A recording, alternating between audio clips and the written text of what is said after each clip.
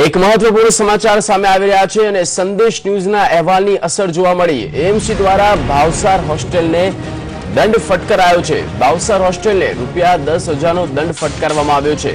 હોસ્ટેલના વિદ્યાર્થીઓને પડતી મુશ્કેલીને સંદેશ ન્યૂઝે વાચા આપી હતી।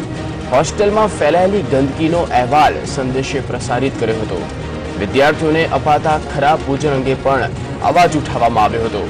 ત્યારે સંદેશના અહેવાલ બાદ એએમસીની ટીમે મુલાકાત લીધી હતી અને એએમસીની ટીમે ભાવસાર હોસ્ટેલની મુલાકાત બાદ ₹10,000નો દંડ ફટકાર્યો છે। સંવાદદાતા રવિ પટેલ જોડાઈ ગયા છે। રવિ, સંદેશ ન્યૂઝના અહેવાલની અસર જોવા મળીને એએમસીની ટીમ તાત્કાલિક ભાવસાર હોસ્ટેલ દોડી આવી। સમગ્ર વિગત જણાવશો।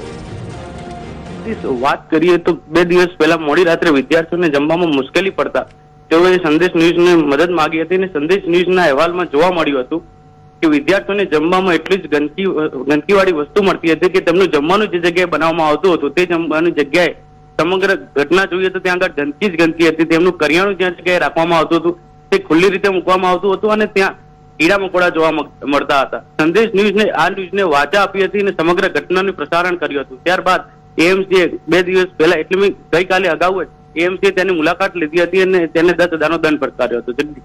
જી રવિ, આભાર માહિતી બદલ।